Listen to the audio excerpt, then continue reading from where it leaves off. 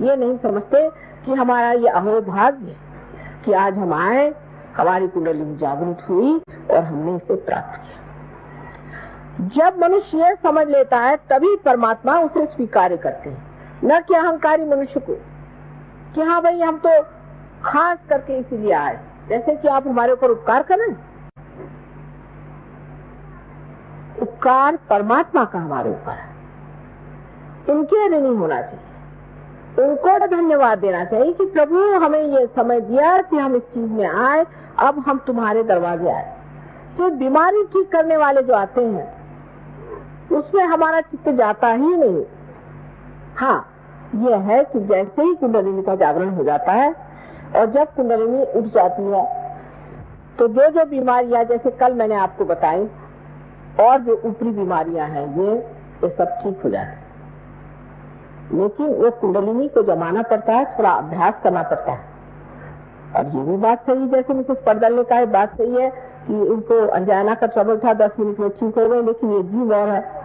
उनके सारे खानदान को मैं जानती हूँ, उसमें से ये एक जीव अलग, उसे मैं क्या करूं? कोई फल है जल्दी पक जाता है और कोई पकता ही नहीं और कोई सड़ा ही होता है। इसलिए कुंडलिनी का जागरण करके उसे कहाँ रोकना चाहिए, किस तरह से उठाना चाहिए, कौन सी चक्र में दोष है, क्या चीज करनी चाहिए, ये थोड़ा सा समझ लेना चाहिए। और जब कोई आपको कोई बताता है उसी प्रकार आप करें, समझदारी से। अब उससे ऊपर जो चक्र है जिसे कि हम कंठ में श्री कृष्ण का चक्र, इस जगह श्री कृष्ण जो गोप गोपियों के साथ खेला करते थे वो बराबर बीचों बीच। अब तो आजकल ऐसे भी बुद्धिमान निकल गए कि वो कहते हैं कि जिन्होंने गीता बताई वो कृष्ण अलग और जो कृष्ण जो गोप थे वो अलग, और पता नहीं कितने उनके और तरीके बनाएंगे। ये जो कंठ है, इस कंठ में 16, क्योंकि उनकी 16 कला आप जानते हैं, 16 पंखुड़ियां हैं। इसे विशुद्धि चक्र कहते हैं, मैंने एकदम विशुद्ध, क्योंकि योगेश्वर है। योगेश्वर को कुछ चिपकता नहीं है, तो आप उनकी कहानियां जानती हैं कि वो साक्षात योगेश्वर है, उनको कुछ चिपकता नहीं, बिल्कुल विशुद्ध आत्मा। और जब विशुद्ध पे आप आ जाते हैं तो सारी चीज नाटक जैसे दिखाई देती है और आप साक्षी होकर उसे देखते हैं। कोई चीज आपको चिपकती नहीं, आप साक्षी होकर के देखते हैं कि ये तो ड्रामा चल रहा है। क्योंकि आप जिस पानी में या भवसागर में फंसे हुए अपने लहरों से डर रहे थे, उससे उठकर के आप नाव में बैठ गए, आप लहरें देख रहे हैं। ये साक्षी स्वरूपत्व आप में अंदर आ जाता है। जैसे ही साक्षी स्वरूपत्व आ जाता है तो आप सारी सृष्टि को एक साक्षी होकर के देखते हैं और आप पर किसी चीज का असर नहीं आता। दूसरी बात यह है कि जो प्रश्न है आपके, उसका हल इससे बाहर निकलने पर ही होता। जब तक आप उसमें उलझे हुए हैं आपके प्रश्न कभी ठीक हो नहीं। उससे जब आप बाहर निकल आते हैं तभी आप इस प्रश्न को ठीक कर सकते हैं।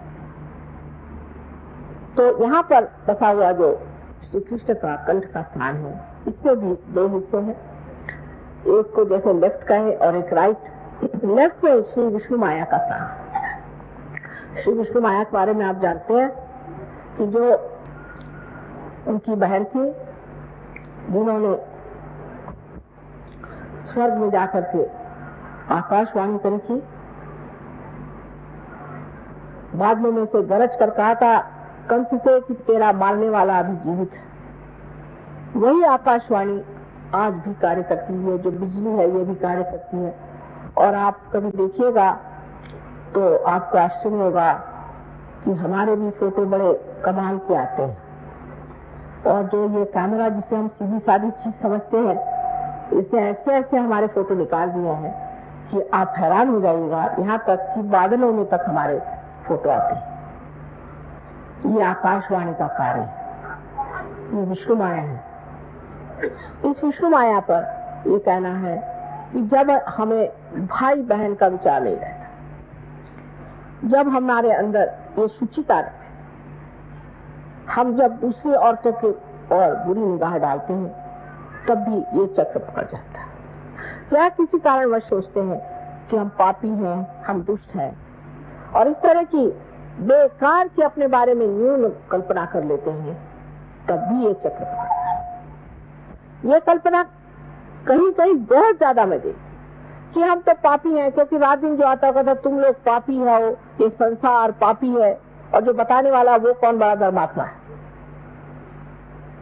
ये सब बातें सुन सुन के मनुष्य अपने को इतना नीचा गिरा लेता है कि उसकी ये लेफ्ट विशुद्धि पकड़ती है, और इसके पकड़ जाने से अगर हृदय में भी पकड़ आ जाए तो अनजाना जैसी बड़ी घातक बीमारियां हो जाती है। रात दिन कभी पत्नी, कभी पति, कभी घर, कभी समाज, किसी भी औरत में ये हमेशा बढ़ते रहता है कि तुम बड़ी खराब। उस वक्त ये चक्र पकड़ जाता है और इससे अनेक बीमारियां हो जाती, पर सबसे घातक बीमारी इसकी अनजाना की है। दूसरी जो राइट साइड है उसमें हम जिसे महाराष्ट्र में विट्ठल कहते हैं, और जिसे आप कहिए कि द्वारिका में बसे हुए श्री कृष्ण जहाँ राज्य कर रहे थे, उनका स्थान। तो जब गोप गोपी बन के यहाँ रहते थे तब उनका बीचों बीच स्थान है, और जब वो राज कर रहे थे द्वारिका में तो उनका राइट, और जब लेफ्ट में आप देखते हैं तो उनकी जो शक्ति स्त्री है वो उनकी बहन है।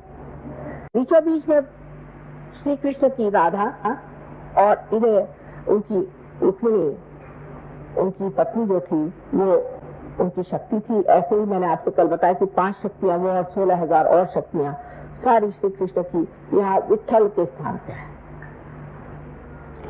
लेकिन इसमें भी इतने दोष आ गए कि विट्ठल की मूर्ति पंढरपुर में उनका साक्षात हुआ, जैसे आपके गोविंद महाराज की यहाँ मूर्ति आई है स्वयंभू। उसके बाद लोगों ने वहां पे अपना धंधा शुरू किया और एक एक महीना मुंह में तंबाकू डाल के विठ्ठल विठ्ठल विठ्ठल करते हुए पैदल जाते थे। अब तंबाकू जो है ये कृष्ण के विरोध है, उनको बिल्कुल तंबाकू नहीं पसंद। जो लोग तंबाकू खाते हैं उनका ये चक्र खराब हो जाता है, या जो तंबाकू पीते हैं उनका ये चक्र खराब हो जाता है, और इसीलिए उनको कैंसर की बीमारी होती है। इसका इलाज है आप अजवाइन की बीड़ी मुंह में ले, अजवाइन का पत्ता जला करके और उसकी बीड़ी फूके, श्री कृष्ण उससे खुश रहते हैं। दूसरा इसका इलाज है कि आप मक्खन को दूध में या पानी में, गर्म पानी में डाल के उसे पिए, उनको मक्खन बहुत पसंद। नाक में आप घी डालें, घी और थोड़ा सा कपूर, क्योंकि कर्पूर वगैरह आप जानते हैं तो आप कपूर के बड़े शौकीन है, सो कपूर थोड़ा सा डाल करके वो नाक में छोड़ें, कपूर माथे पे लगाएं। जो कुछ श्री कृष्ण को पसंद है वो सारा करने से वो प्रसन्न हो जाते हैं, और आपका विशुद्धि चक्र ठीक हो सकता है, आपका कैंसर ठीक हो सकता है, आपकी सारी तकलीफें ठीक हो सकती है। जब आप सबका गला पकड़ जाता है तो मेरा भी गला पकड़ जाता है, क्योंकि इतनी मेहनत पड़ जाती है इसको ठीक करते करते, तो भी पहाड़ जैसे लोगों की कुंडलिनी कभी कभी उठती ही नहीं, बड़ा प्रयत्न करना पड़ता है। खासकर विशुद्धि चक्र पे ये 3 ऐसे पेंच बैठे हुए, उसमें से ये कि जो लेफ्ट विशुद्धि है, अगर मंत्र वगैरह किसी गलत गुरु से लिए है और बक रहे हैं उसको सुबह से शाम तक, तो वो मंत्र भी पकड़ जाते। इन सब चीजों के लिए उसका इलाज सहयोग में हरेक का मंत्र रूप भी है, आसन रूप भी है, और भी कुछ उसके साथ में थोड़ा बहुत जैसे पानी, जल या चीनी, इस तरह की चीजें दे करके किया जा सकता है। अब आज्ञा चक्र हमारा बीच में, ये महाविष्णु का स्थान, इसका वर्णन हमारे यहाँ बहुत सुंदर देवी महात्म्य में मार्कंडेय स्वामी ने करके रखा है। लेकिन कौन पढ़ता है आजकल देवी महात्म्य, किसको फुर्सत है।